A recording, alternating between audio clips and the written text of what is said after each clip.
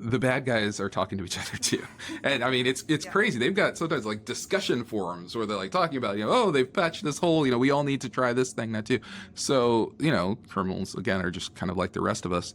And like one example of how the threat has changed is that, years ago, much more of what you heard about was ransomware attacks. And oh my gosh, they've encrypted all of our data and we've got to pay, this huge ransomware. We're not going to be able to access our files anymore.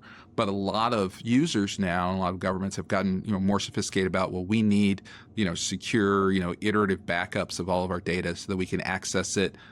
So that if the bad guys lock down our systems, we'll say, too bad, so sad. We'll restore from 6 hours ago, and we don't care what you have done, and leave us alone, and we'll make sure to patch the hole to let you get in here in the first place. And so the bad guys said, well, okay, that's fine, but now we're going to steal your data.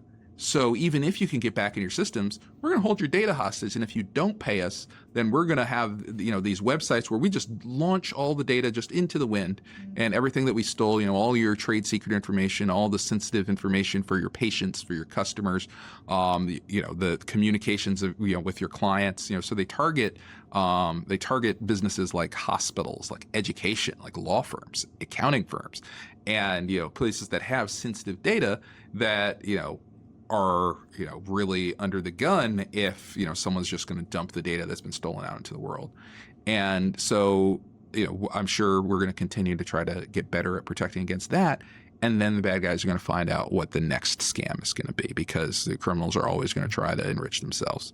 And it's tough because you can have all of the protections that you want, but if someone from some other country or using, an AI, deep fake voice calls up and says, hi, this is Daryl from security. We just had a cyber attack and I need you to open this website so that I can download the patch to protect your system. And, this scam's happening right now. And they'll then all of a sudden, now they're in the system and now they're stealing data, and the user had no idea and thought they were doing the right thing.